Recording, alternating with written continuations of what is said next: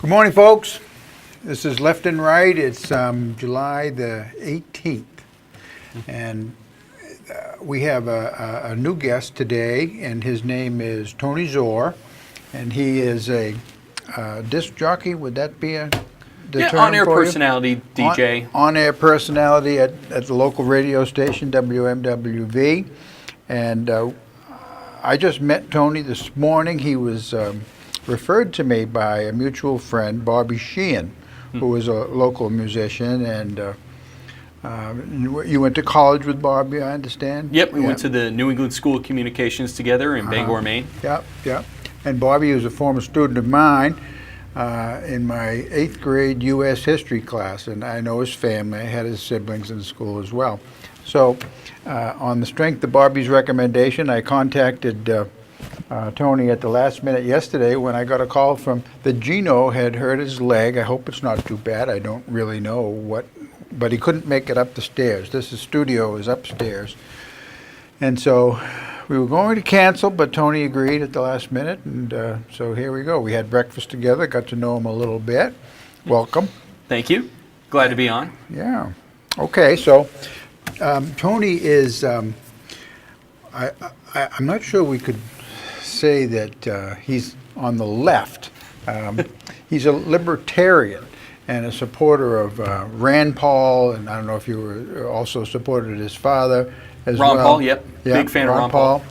Okay, so as a teacher, I was making up a political spectrum for my students in U.S. history, and I wasn't sure where to put libertarians. I did put them on the right, but I told my students, I said they could go anywhere really on the spectrum. I mean, because their positions on issues, the party's positions on the issues are so don't follow a particular left-right pattern. So anyway, I won't say you're a loose cannon because that has negative implications.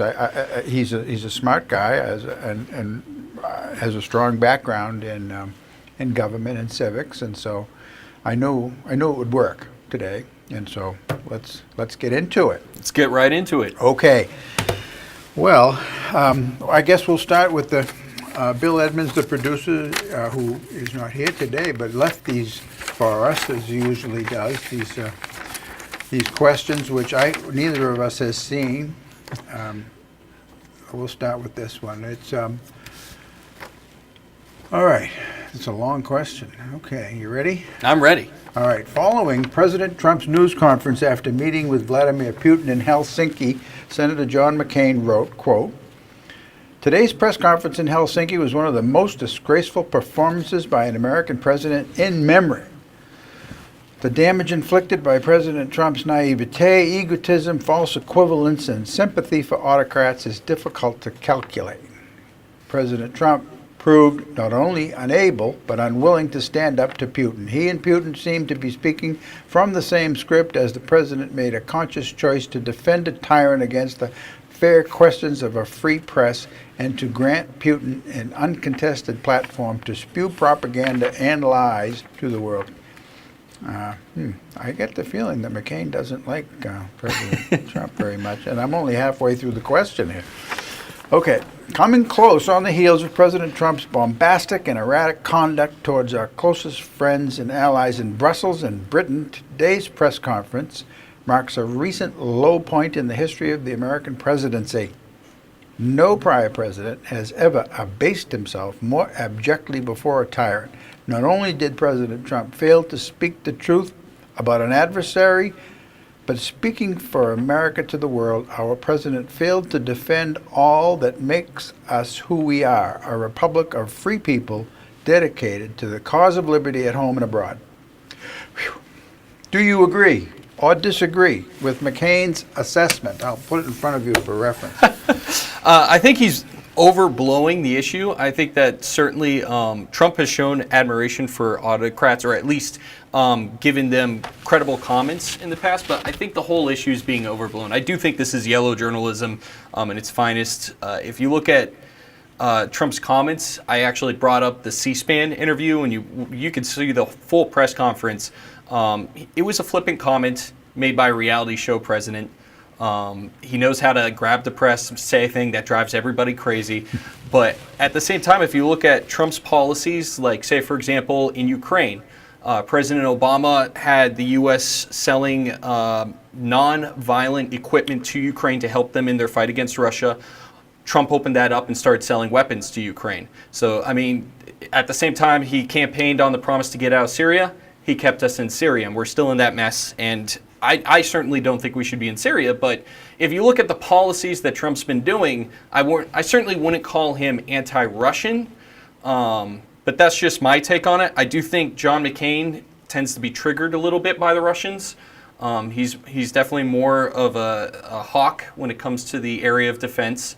And I think it's kind of ironic that he's saying that Trump's the first to sit alongside a tyrant. We've gotten presidents who are standing alongside Saudi princes, and they certainly are much more oppressive than Russia. I'm no fan of Russia either.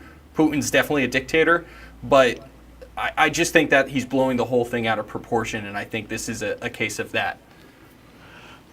Well, we're pretty much, we would be pretty much in agreement, I guess, then that I do not support John McCain's statement. Interesting that he can't make it to D.C. for a vote, but yet he can offer a comment like that, a lengthy comment like that, but maybe they don't allow absentee ballots on the floor of the Senate. I don't know. Well, I think a lot of what we're seeing from the hawk side of the Republican Party is a lot of them have a mentality that's kind of stuck in the Cold War. And we saw this back when both when McCain and Romney were running for president. Both of them said Russia was a huge threat to the United States. And Russia's role has certainly remained bad.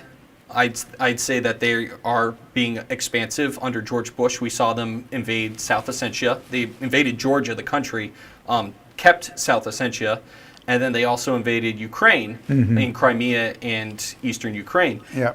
Yeah. Neither Bush nor Obama did anything. True. And I'm just saying that if you're going to take these hawkish policies, then you should be following through on the policy side of it, not on flipping comments by the president. So McCain, honestly, he should be more happy with Trump than I would be, based off of a number of Trump's policies. So it's kind of interesting to see McCain reacting to the rhetoric rather than following through on what's being done.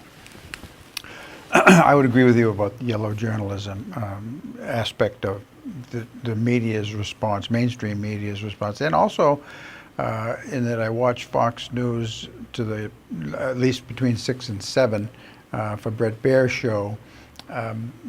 He has a lot of people on there who, I don't think Baer himself is a supporter of Trump, although he tries to remain impartial, does a pretty good job of it during his show, but sometimes he opines.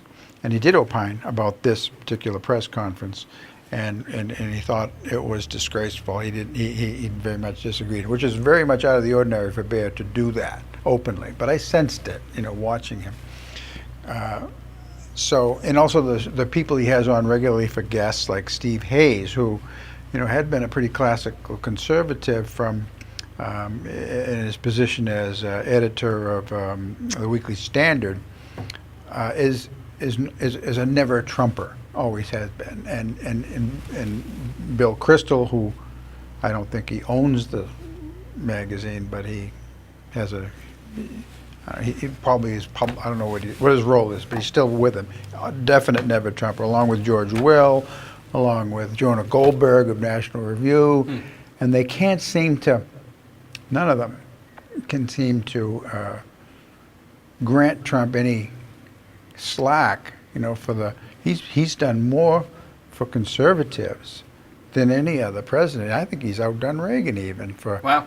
Yeah, at least at this point in his presidency. Well, I feel like with Trump, there's two aspects that people often ignore. There's almost a duality.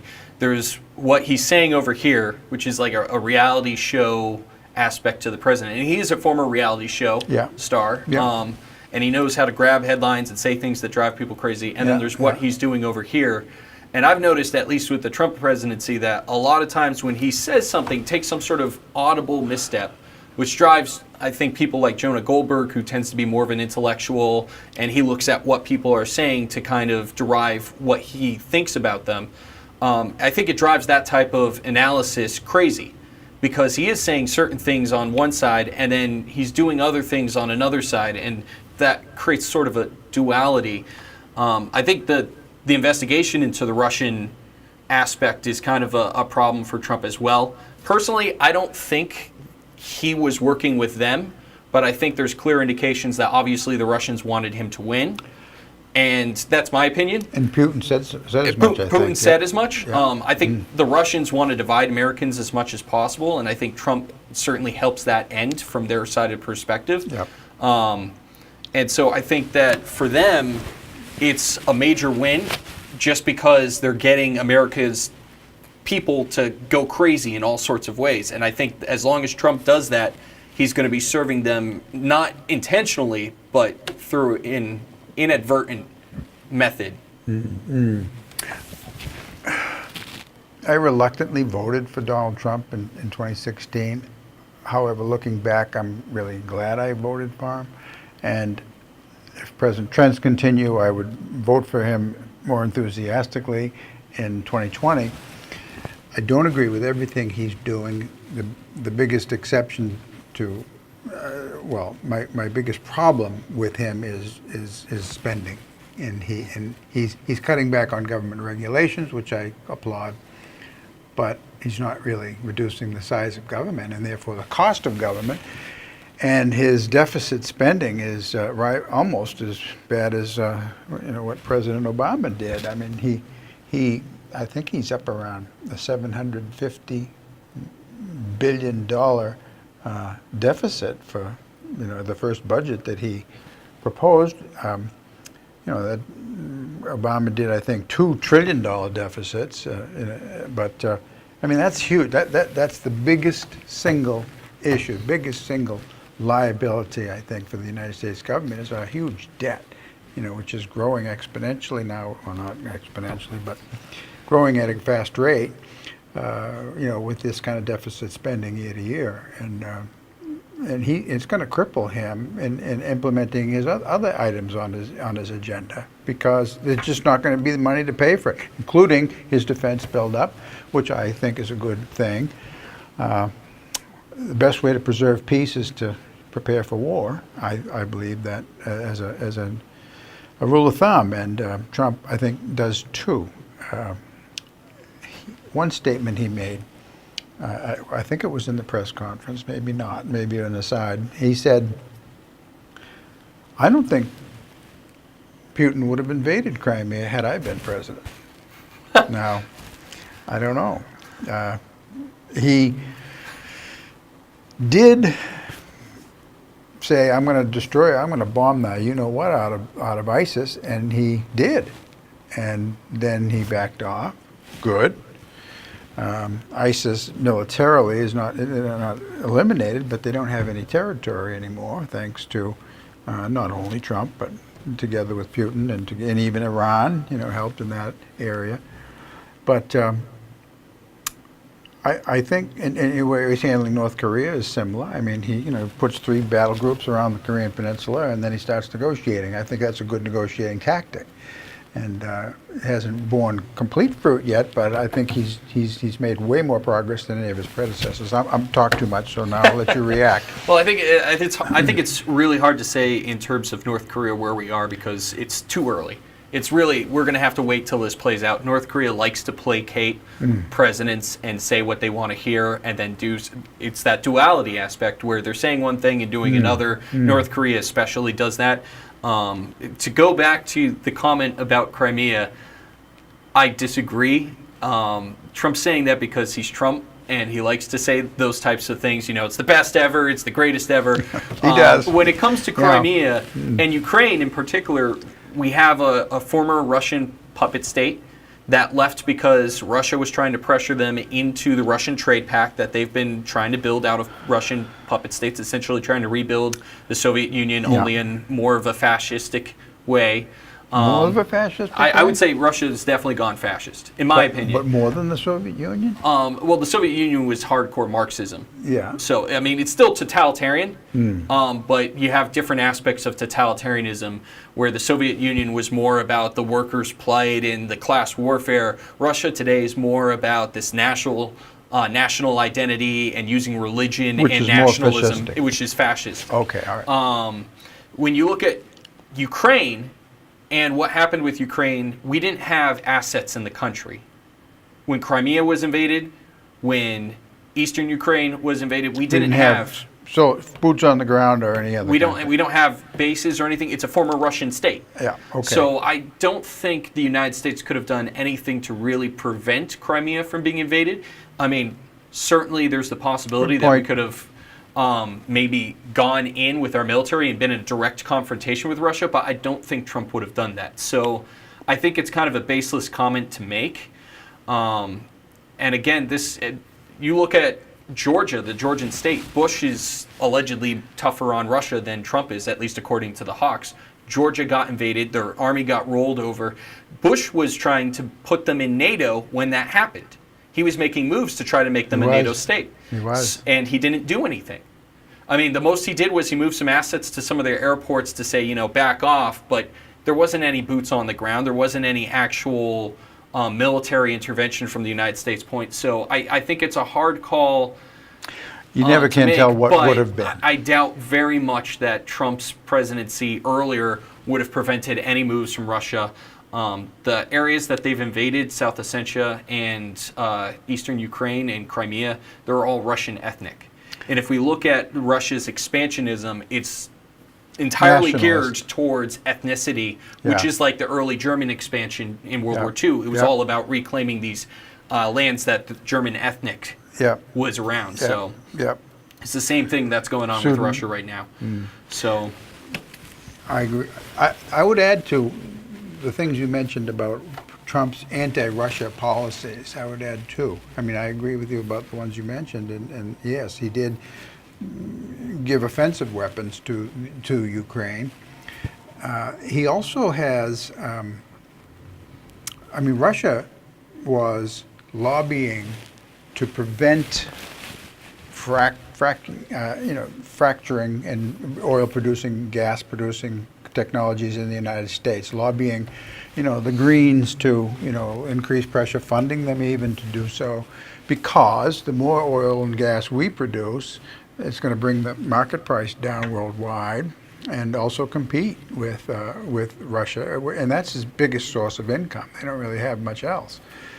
So Trump took off the shackles that Obama had imposed on that industry here in the United States, and Trump didn't, went very much against what Russia was trying to accomplish here.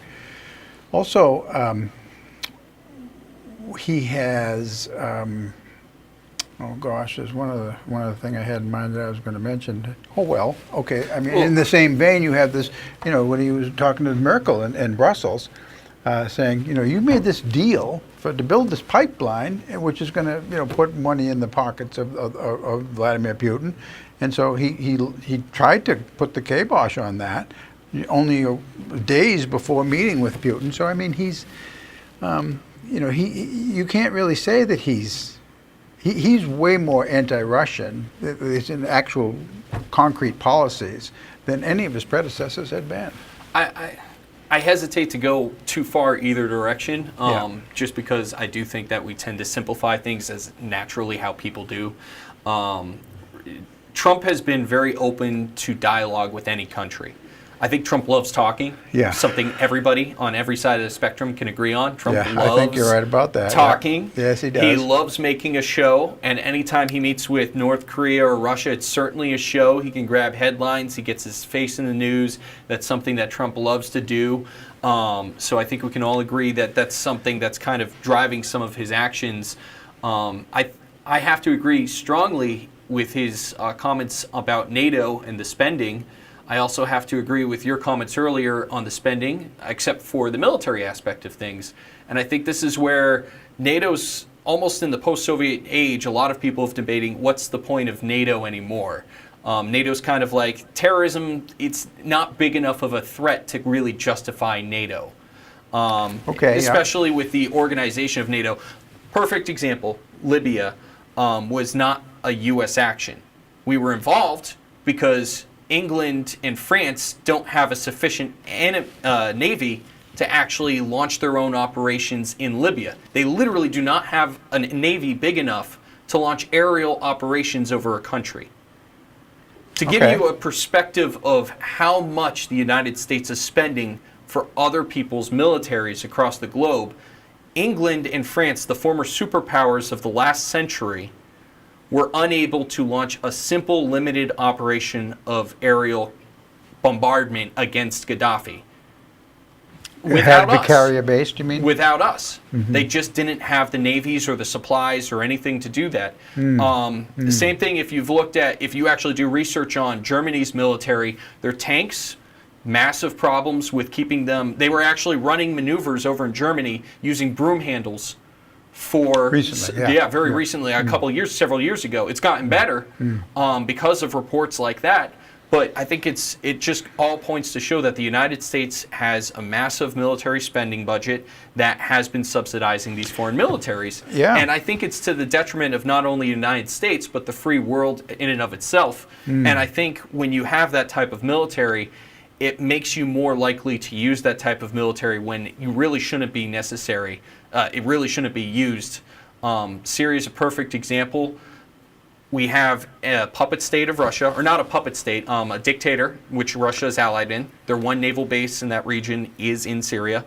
And we're helping to end ISIS, which is a thorn in their side right now. We shouldn't be involved in Syria whatsoever. You would be against what Trump did to ISIS? I would be against what Obama did on Syrian side of the border. I think Trump's a fool to continue that policy because this is literally our enemies fighting each other. Why would you jump in the middle of that? Let Russia give spend weapons their to money. Both of them. Well, on the Iraq side, certainly, if you want to get involved on the Iraq side, you want to make the argument that we have a responsibility of the nation. Certainly, we can debate that separately. But I think on the Syria side of the equation, if ISIS is giving Russia and Assad problems, both enemies of the West, why would you go in to stop that? You're wasting money. Why do you think we did? I think we did because the State Department has a Cold War mentality where people who, from the Cold War, trained people who have now inhabited the State Department. And I think what happened was they said Assad is a Russian ally, therefore he's an enemy of the United States. Russia has their one naval base in the region there, so we want to get rid of Assad. And so the State Department said, okay, what's the best way to get rid of Assad? We'll fund these rebels, who, by the way, have no unified vision, that fight each other, kill each other. We're actually we're funding the Kurds, who are fighting the Turks, our NATO ally, who are also trying to wipe out the Kurds. And this is all ignoring the ISIS side of the equation. It was very complicated. It's a mess. It's a complete waste of money and time and blood even.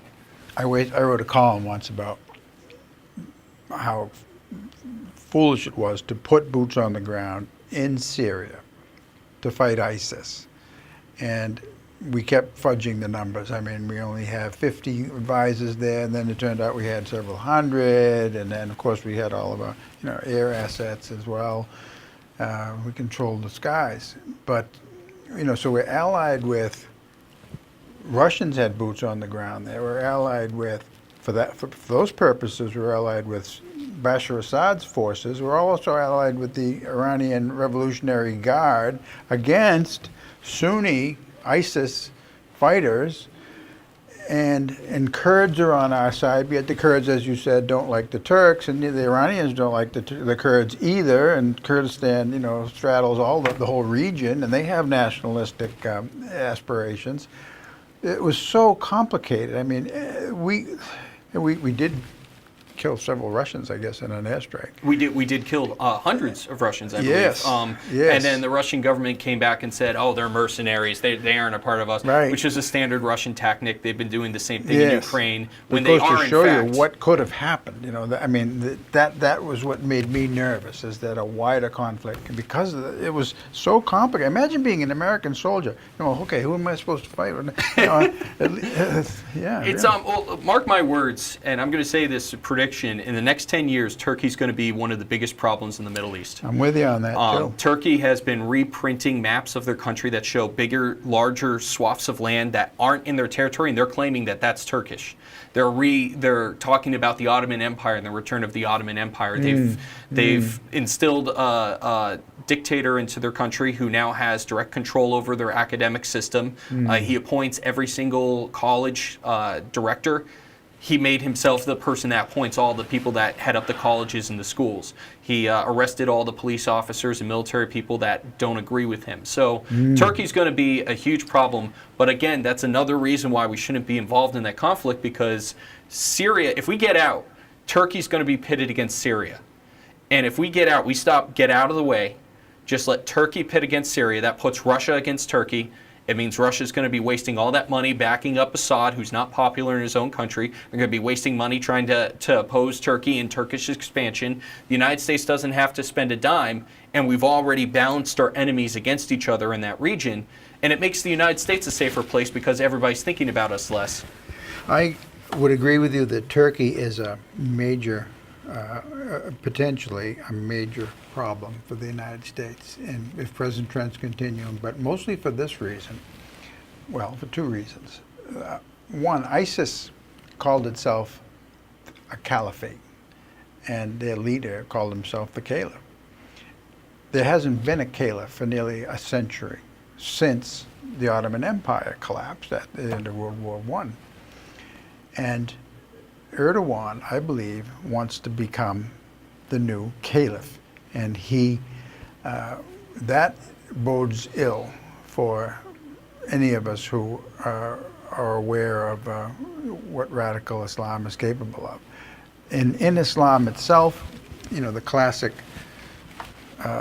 dichotomy there would be the Sunnis and the Shia. Iran is Shia, and ISIS was Sunni. Al-Qaeda was Sunni. We are cozying up to the Saudis, who are Sunni, who are rivals across the Persian Gulf to the Iranians, who are Shia, but also a different ethnicity. I mean, they're Persian. So they're all Muslim, but there are those internal rivalries, both religious and ethnic. And Iran is, I think, the biggest threat right now in that region. And they, have taken over parts of Iraq with Shia majority, and now with Bashar Assad, they're controlling right up to the Golan Heights, which is, of course, our biggest ally, Israel, and have a warm water port on the Mediterranean through Syria, and a direct line that way. So I think there's probably a rivalry long term. I bet the Ayatollahs in Iran are looking at what Erdogan's doing, and they're jockeying. And it's a complicated, extremely complicated region to even mess with. So for us to be there militarily is fraught with danger. Well, it's an extended Cold War because you have the Saudi-Iran dynamic that really is fueling most of those conflicts in the region. Yemen, entirely Saudi and Iran competing over who gets to control that country. Yeah. And Iran, in a very strategic place, too, the choke point at the bottom of the Red Sea. And I should note that all of this, the conflicts they're kicking off, they all got started with Iraq, because Saddam Hussein was part of Saudi Arabia's allyship, and he was pitted against Iran. As soon as you took out that balancing point, Iran has now flooded into all these other countries and conflicts, and it's really set the entire region on fire. It has, yes. And I think this is kind of where I'm coming from with a lot of the foreign interventions, is natural ecosystems develop in the world everywhere, whether it's economics, whether it's history, natural ecosystems kind of develop. And when you just go in with a hammer to take out the one perceived threat that you think, this guy's a bad guy, so I'm just going to knock him out, that all of a sudden, like if Russia was eliminated today, say you could press a magic button and Russia would disappear, China would be the next biggest thing. And then you'd have a expanded China to deal with. And China, by the way, is expanding into the South China Sea. And they're basically a huge problem. And a lot of people don't realize that Russia and China, while they're technically allies, they also compete with each other in spheres of influence. They really do balance each other in a way a lot of people don't understand. And I think a lot of the hawks don't understand that type of dynamic. They just look at people and they say, that guy's a bad guy, that guy's a bad guy, so we just got to take him out, and then that'll fix the problem, when it makes the problem worse. It's all very complicated, isn't it? And then, so much. Well, let's go to something we discussed, Tony and I discussed over breakfast, which was the United States, the political situation now in the United States. I mean, this show is called Left and Right, and I'm certainly on the right. Tony is somewhat left, somewhat right. I mean, he is a libertarian, as I pointed out. So, the divide that you identified, I mean, the United States is becoming more polarized, and as we saw, especially like two things, like after that press conference by Putin and Trump, and then this massive media firestorm over separating parents and children at the border, illegal aliens coming across the border. I mean, that's not very long ago. That was only about 3 weeks ago. Those are most illustrations of how polarized we're becoming, and how nasty the dialogue, if you could call it dialogue. It isn't dialogue. It isn't a give and take such as we're having right now. It's how much negative stuff can I magnify about Donald Trump and then throw it out there to the American people through mainstream media, and then on the other side, how much can we defend Trump and say, "Whoa, Barack Obama was worse when he was in office," and so forth. And so that's not dialogue. That's like, throwing things at each other and trying to, gain support from, people we think are listening, who are probably being turned off. What do you see as factors driving America apart? First, you'd agree that we are. And I'm worried about it. I'm worried about it that so far it's only rhetorical, but I mean, it could get beyond that, and it sometimes does with Antifa, and I'm concerned. You should be concerned. Okay. What do you think is going on? I honestly think we should all be concerned about this. This is, I think, one of the biggest problems that we're facing alongside the national debt. I do agree 100% national debt is the biggest direct threat that you can point to, but the divisiveness, I think, is going to lead to some form of internal strife in America, and I don't know if it's avoidable. In fact, I'm kind of pessimistic about it, but I think the biggest driving factor is we don't speak the same language. And it's not that dialogue doesn't occur. In fact, in social media, we're having dialogue more than we've ever had before. The problem is our dialogue is counterintuitive to the two different people. So, and when I look at this, I look at two different definitions of government and rights. When you look at the founding fathers and what they thought of government, what they thought of rights, they said rights are natural. Everybody has the natural ability to act. Therefore, they are naturally have a right to life. God-given. They have God-given, whether it's God or reality or nature, they naturally, as a fact, are free-thinking, acting beings who have the right to freely think and act without being oppressed.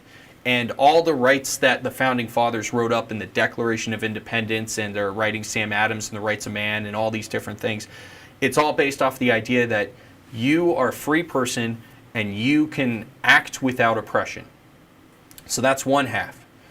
On the other side of the thing, we have the progressive era, which came about Theodore Roosevelt, Taft, Wilson, FDR, Hoover, and they came out with a different definition of rights. They came out with a different definition of government and what its role was. Positive and negative rights come from FDR, but ultimately it can be summed up as you're a person in a larger society and you have the right to act insofar as your actions benefit that society.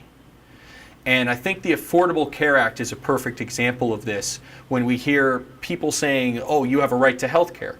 Well, the Founding Fathers didn't have an objection to the idea of the right to pursuing health care however you want to. If you want to Pursuit of happiness. Pursuit of happiness, your own property, your own actions, you get to live freely and we're not going to mess with you. The progressives, if you look at the Affordable Care Act, it's almost, whether it's the Affordable Care Act or the single market solution or any other solution that's being proposed.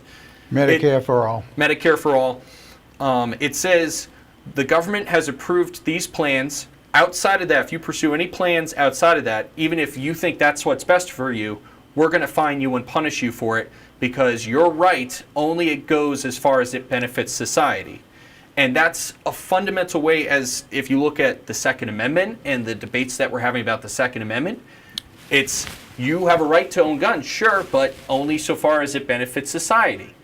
If you look at any given debate, free speech with the different, you mentioned Antifa, the different Berkeley College and all those different events, you have a right to speak insofar as it benefits society. And that seems to be the common theme of the progressive era and the contemporary left and contemporary progressives. The Founding Fathers didn't envision that. It's actually a rejection of that idea that you get to live freely so long as you're not oppressing somebody else.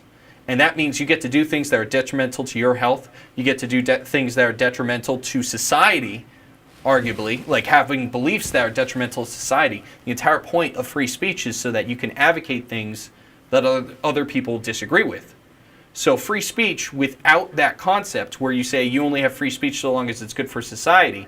That's, or good for the progressive agenda. well, whatever the case may be, that is counterintuitive to free speech, as the founders. Yes, I agree. That's counterintuitive to healthcare. Unfettered free speech, except for fire in a crowded theater kind of thing.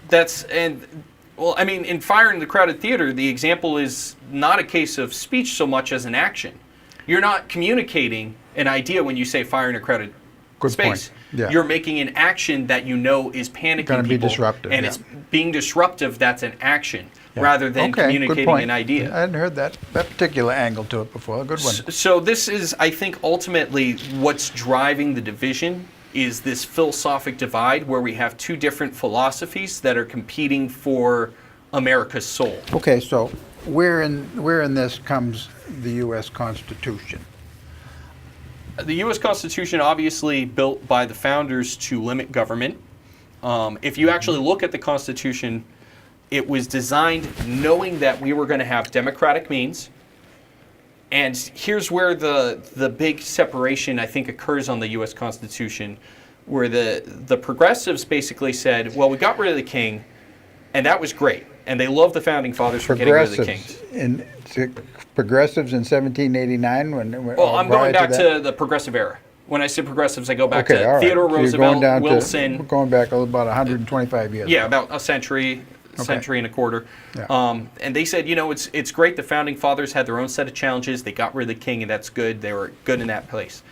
But then the progressives say, but we're beyond that now. And we have a democracy, and a democracy isn't oppressive because it's got consent of the governed, so the government shouldn't have restraint to it. The Founding Fathers understood that argument. And if you look at their writings, they didn't reject the notion of a general welfare. They embraced it.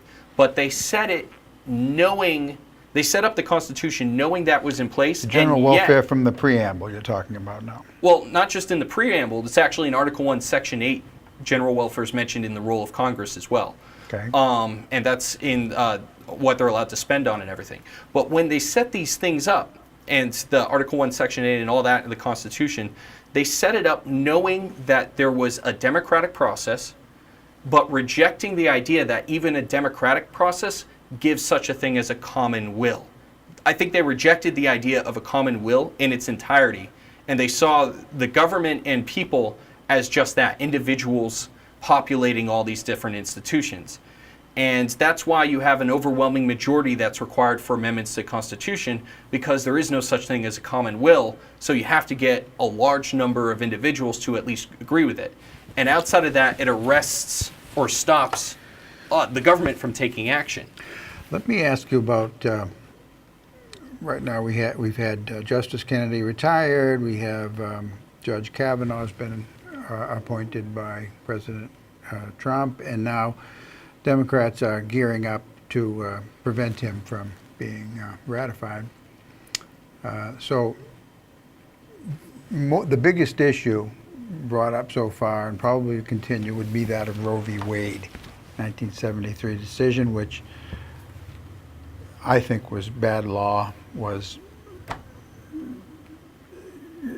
borrowed from a previous case about birth control in the state of Connecticut, which said that people have a right to birth control. Now, I wouldn't contend that they don't have a right. I mean, I don't think government should have been involved in that particular case, but they justified that. Well, I'm getting on a phrase that said emanations from the.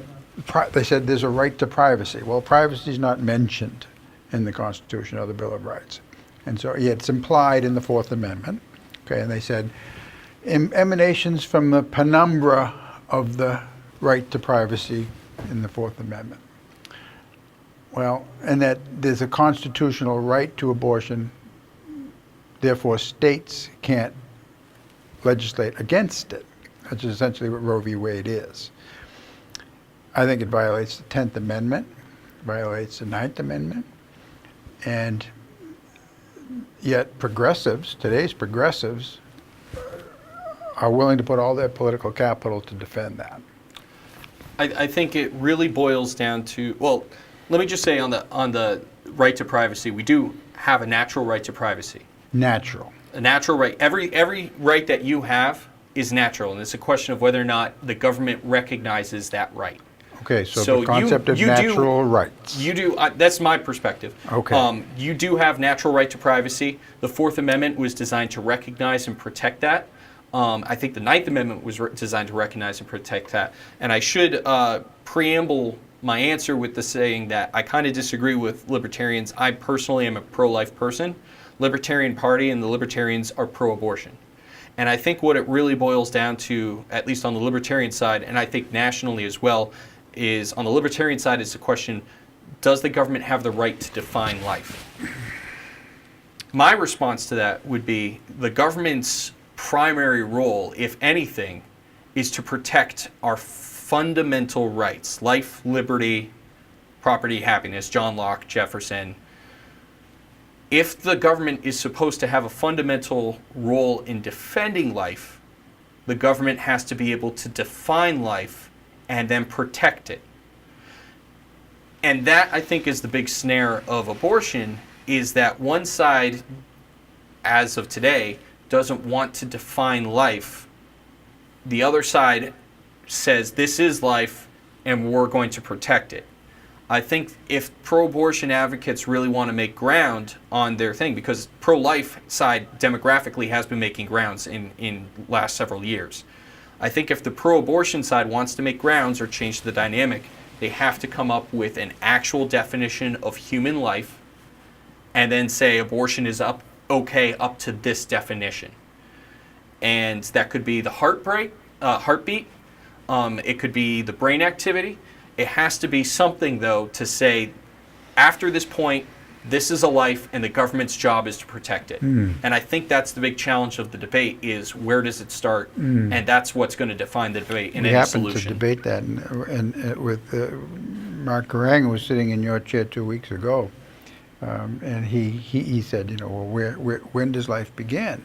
And when that came up in a debate between, I think it was McCain and Obama, he said, oh, that's beyond my pay grade. I think he copped out that way. To be fair, he wasn't in charge of that decision. The Obama president, was not. the president. No, doesn't he get to can't choose. define that. Yeah. But clearly he's going to be appointing judges, and this is, I mean, Roe v. Wade. If people wanted to legalize abortion and make it legal nationwide and prevent the states from, you know, legislating against it, then they should have done a constitutional amendment. And that's the way our Constitution is designed. So, but yet they looked at that process, saw that it was cumbersome, and probably wouldn't work. And so they went with the legislating from the bench of the Supreme Court. And there's a film right now being made in New Orleans. And I think Roe v. Wade is the title of it. And it looks at the process. Have you been following I've heard that they're making it. John Voight plays a role in it, and he's one of the few conservative actors in Hollywood. And another guy, Robert Davey, you may have seen at CPAC, he's there a lot, and a few others. But the Planned Parenthood side is trying to torpedo this effort in all sorts of ways. But we'll see what happens. All right, get off on that. What? But on that point, this kind of, to bring it back to the divisions and all this sort of stuff, you mentioned it should have been decided by the states. I agree. It should, as it was before Roe v. Wade. Yes. And I agree 100%. It should be a state issue. And I honestly think if we look at two different philosophies like we have today, the only way that they can live side by side without a civil conflict is to have the state system brought back and to rely more heavily on the local governments. Because until then, it's all or nothing politics. And that's why things are getting so vitriolic today, is because whoever controls the national government controls all the states that disagree with them. And that's where this power struggle and this emotion and all this drive comes in. So you see a return to this kind of federalism writ large, 20th Amendment applied vigorously, would disarm, would reduce this tension that we're having. I think it would help us Interesting survive. concept. I think it would help us survive. So you think it is a survival issue? The country might not survive without this. Did you happen to see just a couple 3 weeks ago a poll came out about, do you think the country could descend into civil war again in the next 5 or 10 years? It was the time span. And I was astonished at how many people, right around half, said yes. That's a scary thing. That is a very scary thing. So you're afraid of it. I am too. Another guy who sat in your seat before was Bill Marvel, who writes on Tuesdays in a column in the Sun, and he's a Civil War historian, written 17, I think he's just publishing his 18th book on the Civil War, and I want to ask him exactly that. What do you see? I mean, you studied it, before and after and during and so forth, and do you see any?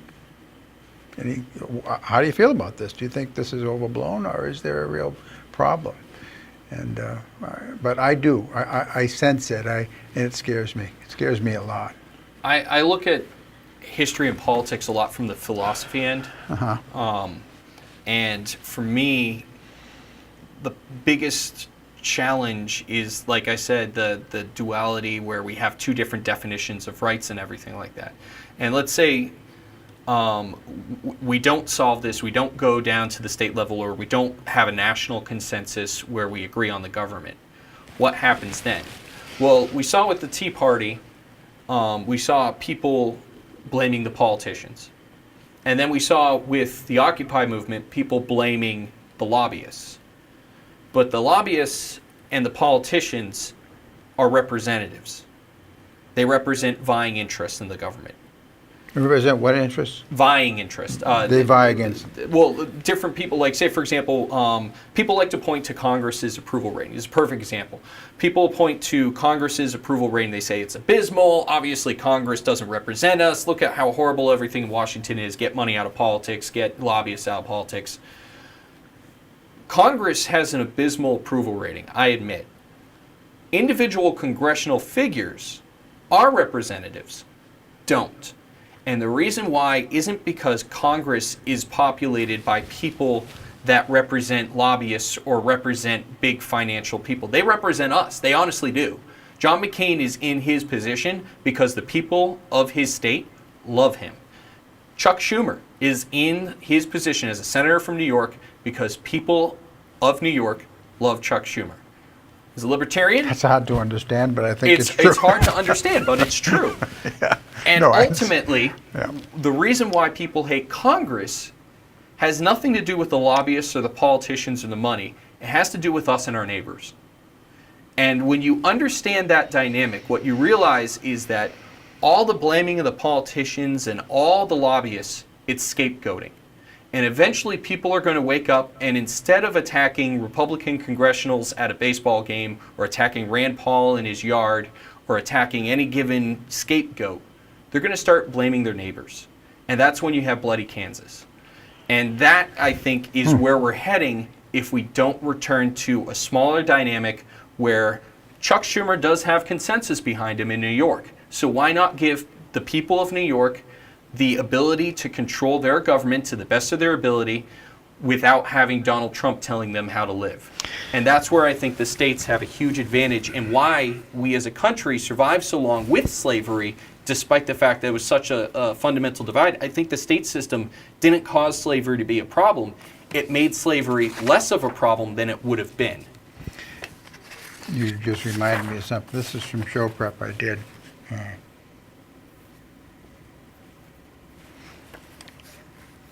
It's been here for a couple of months, maybe 3, and I never got to it in the show. This is from Truth Revolt, which was, what's his name, Shapiro's site. I think it's gone defunct in the interim.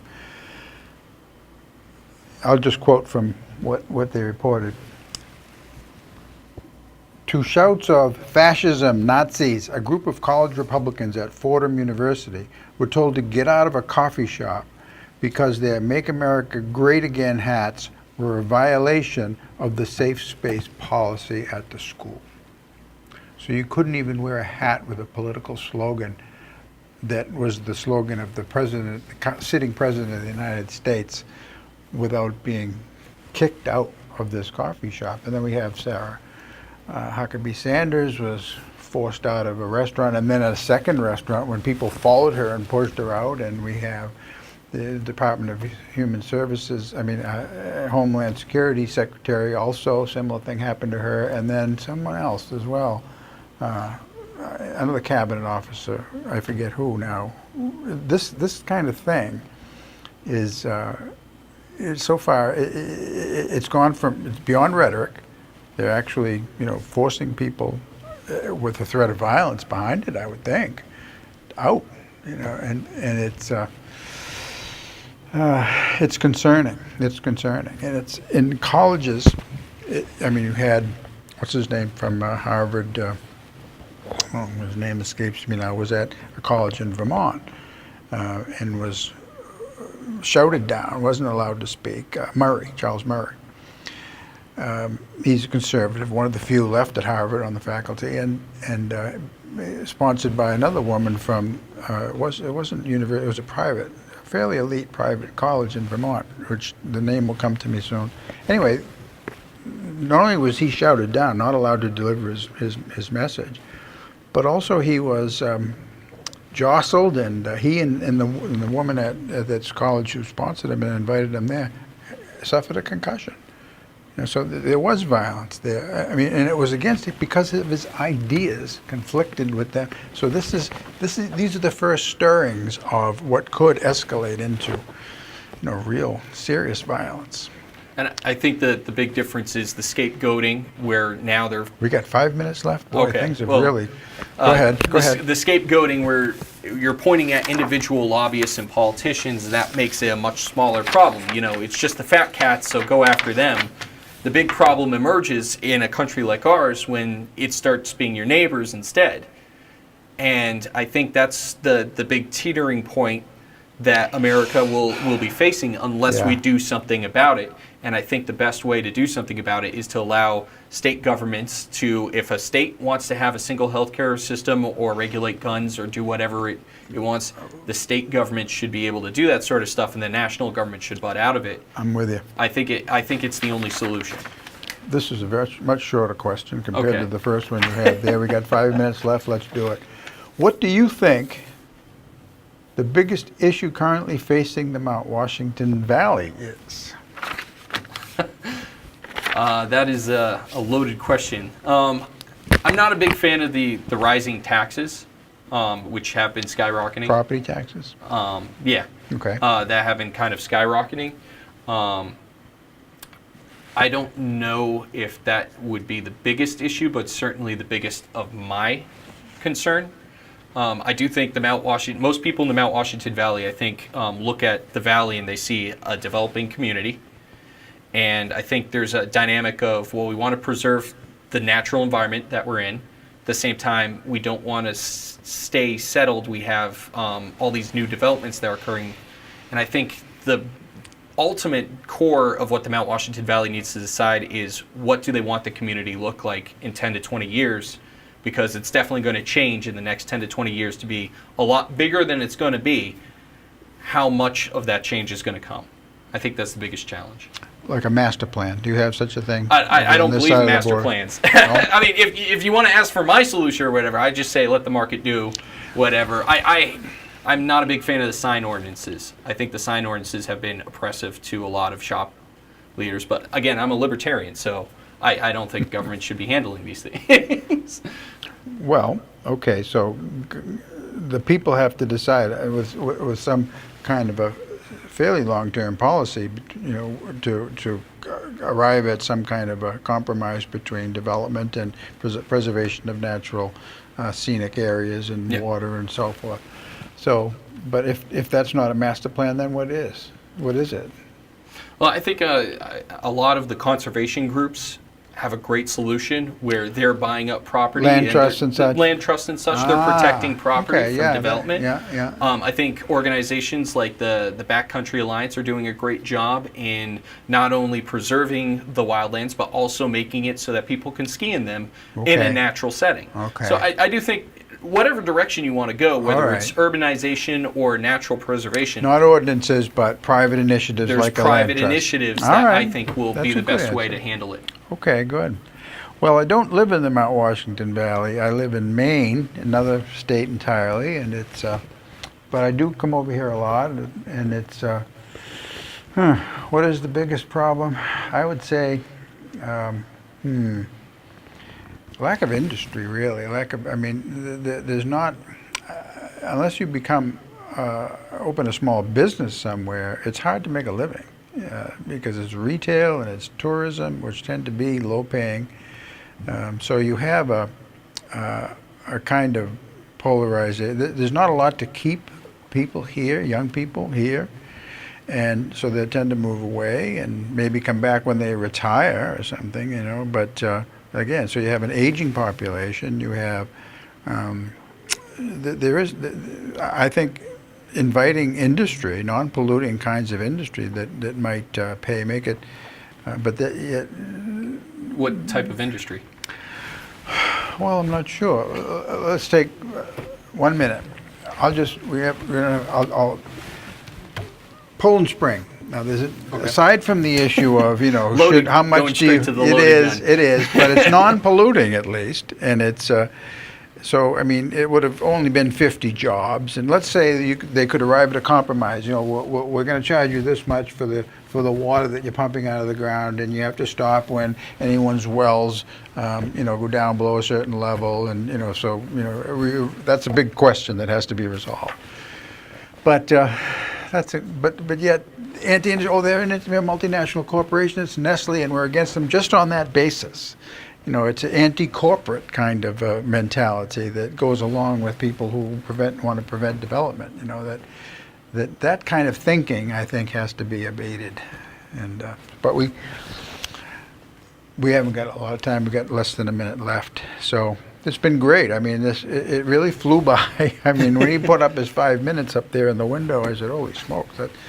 So again, I didn't get to only one bit of show prep from a couple of months ago, is what I mentioned. But I had a feeling the conversation would flow, and it has. And I don't know about the future. I'd like to invite you back. It's been fun to, we had a good exchange of ideas here. I hope the viewers would agree with that when you watch it. And I don't know how Gino's going to be, his leg or whatever, but he's kind of phasing out of this. And Mark Garang has agreed to do it once a month, but we may have some other opportunities. And so if we did, would you come back? Yeah, I'd be glad to come back. Good. That'd be great. That'd be great. My pleasure. All right. Thank you very much. Okay.